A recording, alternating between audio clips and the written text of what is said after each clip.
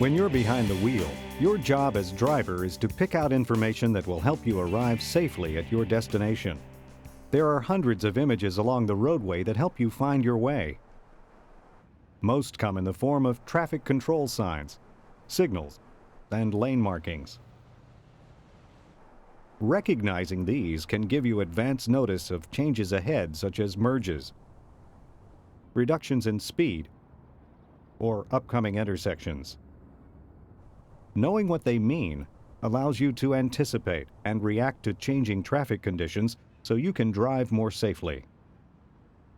This video is based on the national standards that cover most traffic situations. However, to handle unique circumstances, each highway agency may create its own signs, signals, and lane markings. This video will show the underlying rules and logic behind traffic signs, signals, and lane markings, and why they are important to you.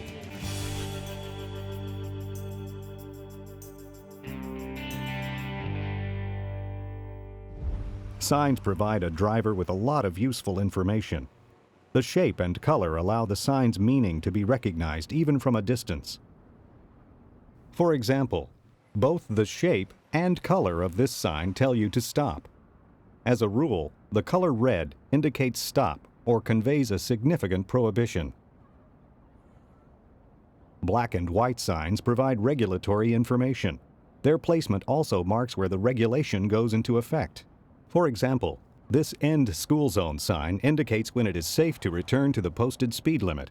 Accelerating when you first see this sign violates the law. You must wait until you have passed the sign before you can accelerate.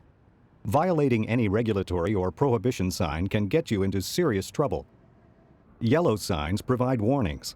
They alert you to curves, speed limit changes, crossings, slippery roads, and other conditions where a little warning goes a long way. Yellow, diamond-shaped warning signs might also appear before prohibition or regulatory signs to warn you of a change. An orange sign tells you you're in a construction zone. A symbol usually found on signs of other colors or shapes can sometimes show up on an orange sign. This conveys the same information, but with the additional warning to be extra cautious. Look for black and white regulatory signs to state the law, but consider the orange signs a warning to be extra alert. Begin to slow down to the reduced speed limit before you enter the zone. Follow the directions of lane change arrows, shoulder work ahead signs, changeable message signs, and be alert for no shoulder and bump signs. By slowing down in construction zones, you not only lower your risk, you also increase safety for highway construction and maintenance workers, dozens of whom are killed each year by motor vehicles passing through construction zones. Conditions can change rapidly in construction zones, so when the signs say slow down, slow down. Green signs tell you the distance or directions to cities, alternate routes, or other destination information. Blue signs provide service-related information, such as where to find food, lodging, and gas. Brown signs tell you of a recreation facility such as a park, campground, fishing site, or boat launch. Now let's look at some regulatory and warning signs that are frequently misunderstood or convey special meanings. Let's start with reduced speed and curve signs. Slowing down to the advisory speed before entering the curve helps you navigate it safely and smoothly. A 90-degree arrow means the upcoming turn is sharp, and the speed for safely navigating the turn is posted. A curved arrow indicates a more shallow turn. You may still need to reduce your speed depending on weather conditions. Chevron alignment signs guide you through curves where the roadway may be obscured. Follow the series to stay on the road. Several regulatory signs deserve special attention. Yield signs and entrance or exit ramp signs tell you to adjust your speed and look for a safe merging opportunity. Traffic on the highway and exiting vehicles have the right-of-way over incoming and merging traffic. Unless absolutely necessary, avoid stopping on the ramp when merging. Restricted access lanes are marked with black and white regulatory signs containing a white diamond. There's usually a white diamond painted on the roadway as well. This sign indicates a restricted lane for specially designated vehicles. Do not enter a restricted access lane unless you qualify to be there. If you need to make a turn across such a lane in city traffic, enter at the last possible moment, a half block or less from the turn. HOV stands for High Occupancy Vehicles. Only vehicles with the required number of occupants may travel in HOV lanes. Signs will indicate the minimum number of occupants, as well as the times when the restriction is in effect. HOV lanes may also have a diamond painted on the roadway. And pay particular attention to signs and signals for reversible lanes. These lanes are used to move traffic in one direction for a period of time, then in the opposite direction during another point of time. The signs tell you the correct direction of traffic and when the direction changes. However, stay alert. Don't assume that the opposing drivers are paying attention. Now let's look at some unique situations that require special signs.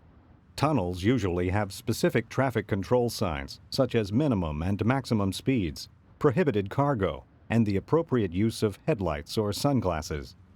The signs you see when approaching a toll plaza tell you how far away the plaza is, what the safe approach speed is, and which lanes are for cars and trucks, and other useful information. In the United States, there are nearly 100,000 railroad crossings that are not equipped with gates or signals. It's important to be cautious when approaching any railroad crossing. If a railroad crossing does not have flashing lights and barricades, slow down and look both ways before crossing the tracks. Each year, hundreds of people are killed in collisions between motor vehicles and trains. Remember, it's difficult to accurately judge the speed of an oncoming train, and trains cannot slow down for you. For your own safety and the safety of others, it's important that you observe, understand, and follow all cautionary and restrictive signs when approaching a tunnel, toll plaza, or railroad grade crossing. These situations are well marked because there is very little room for error. Next, we are going to look at non-vehicular signs. Most of these signs refer to pedestrians and bicyclists. Walk, don't walk signals tell pedestrians when it's permissible to cross. If you're turning into their path, you must yield the right-of-way to them in this situation. Stop before the vehicle stop line or crosswalk painted on the roadway. Be prepared to stop for any pedestrian who enters a crosswalk, and learn to expect and to stop for pedestrians not in crosswalks. Your caution could save a life. A warning sign is often placed ahead of the crosswalk so you have adequate warning of the crossing zone. Another warning sign is placed at the crosswalk itself. The lines on the sign indicate the close location of the crosswalk markings. Whether you are in a residential neighborhood or at a busy intersection, be alert for inattentive pedestrians, especially children who are less predictable. In school zones, signs tell you when to reduce your speed and when it's safe to increase it again. Wait until you pass the end school zone or speed limit sign before resuming your speed. Finally, animal crossing signs tell you to slow down and look out. Animals behave unpredictably. For example, deer freeze when they see headlights, so be extra cautious when you see an animal crossing sign, especially at dawn or dusk when wild animals are more likely to be present. When driving, be sure to use both the sign's shape and color to obtain important traffic safety information.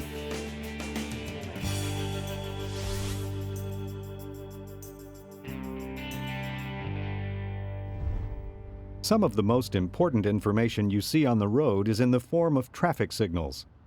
Traffic signals control the flow of traffic at intersections. Throughout the United States, you may turn right at a red traffic signal after you have come to a complete stop, unless prohibited by a sign or signal. As you turn right on red, watch out for pedestrians and cross traffic from the left. You must yield the right-of-way to pedestrians. If a traffic signal turns yellow while you're approaching an intersection, stop before entering the intersection if you can do so safely without causing a rear-end collision. If you are already in the intersection when the signal turns yellow, continue through the intersection. But it's not safe to accelerate to get through an intersection before the signal turns from yellow to red. Other traffic may not see you in time to avoid a collision. But what about flashing signal lights? A flashing yellow light means that you need to slow down and proceed through the intersection with caution. Keep in mind that cross traffic may not stop even though they are supposed to. Always treat a flashing red light as a stop sign. Stop at the intersection and wait until there is an adequate break in traffic before entering the intersection. If the light is flashing red in all directions, treat it as an all-way stop sign. If two or more drivers arrive simultaneously at an all-way stop sign, you must yield the right-of-way to the driver to your right. If possible, establish eye contact with the other driver to communicate your intentions. If the intersection has no signs or the traffic control signal is not working, treat it as an all-way stop. Some traffic signals tell you when you may proceed in a specific direction. For example, if there is a red arrow or red light on the signal controlling your lane, you must stop even though traffic traveling in the same direction in the next lane may have a green signal.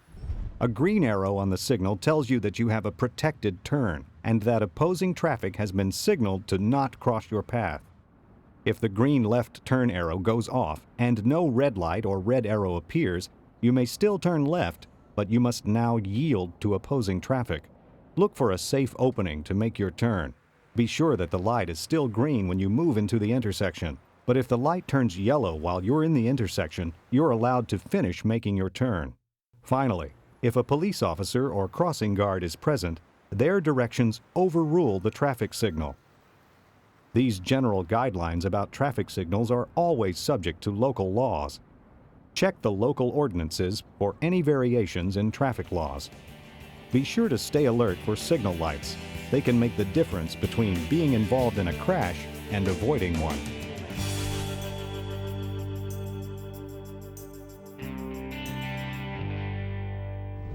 Lane markings or painted messages are the way streets communicate. There are two general rules about markings that tell you where you may and may not drive.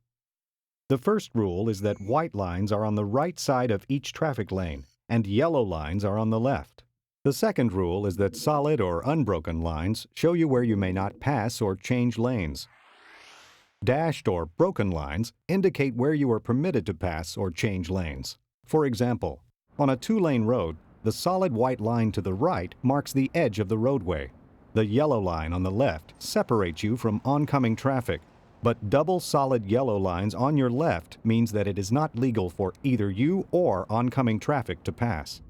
If there is a dashed and solid line together and the dashed line is on your side of the road, you may pass traffic ahead of you if you can do so safely. However, opposing traffic is not allowed to cross the solid line. A single dashed yellow line on the left means that both you and the opposing traffic may pass. If you decide to pass, be sure that you have enough room to pass safely. Dashed and solid lines are also used to indicate a shared left turn lane. These lanes allow you to make turns from either direction without holding up traffic behind you. Enter these lanes as close to your intended turn as possible. Never use a shared left turn lane as a through lane. On multi-lane roads with medians, broken white lines usually separate the lanes going in the same direction. A single solid white line is intended to discourage but not prohibit you from changing lanes. However, in some states, crossing a single solid white line is illegal. These very short dashed white lines indicate a merge lane. You may need to make a lane change to continue straight ahead. Short white lines like these guide you through large, complex intersections. In addition to lane markings, you'll also often see reflectors. These are especially helpful at night or any time when it is hard to see the edges of the road. Whether dashed or solid, yellow or white, lane markings can help you position your vehicle for maximum safety.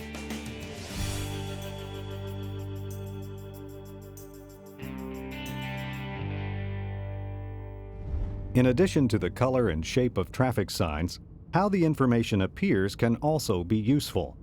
Route signs mark federal interstates and other roadways, state highways, and county or municipal roadways. If you understand how routes are numbered and marked, you can always be in the right lane at the right time. The interstate system uses a shield symbol that is blue on the bottom with a red band across the top like this. The primary route number is either a single or double-digit number.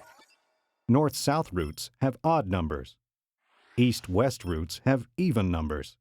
Spurs and loops extend from a primary interstate. A spur is a short route that connects with a primary route at only one end. It has a 3-digit number that begins with an odd number. A loop is a route that meets the primary route at both ends. Its 3-digit route number begins with an even number. Loops usually bypass cities or congested areas. U.S. routes that are not part of the interstate system have signs like this. The numbering system, however, is similar: odd for north-south routes and even for east-west routes. State, county, and municipal roadways use numbering systems similar to federal routes. However, the shape and color of route signs vary among states, counties, and municipalities. On limited access highways and some other roadways, exit signs are placed before the exit.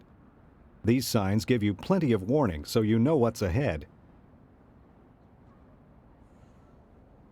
Route signs are placed just after the entrance to a roadway. They help you orientate yourself and provide confirmation that you are on the right road.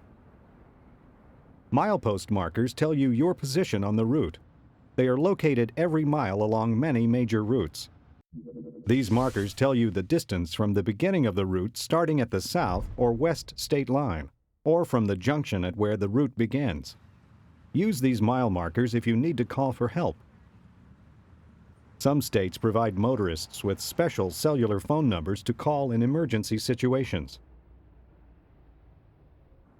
Whenever you drive, understanding the signs, signals, and lane markings that you see will help make your trip safer and easier. They can also help reduce your risk by giving you useful information well in advance of special situations. And remember to stay alert, pay attention, watch out for other roadway users, and always wear your safety belt.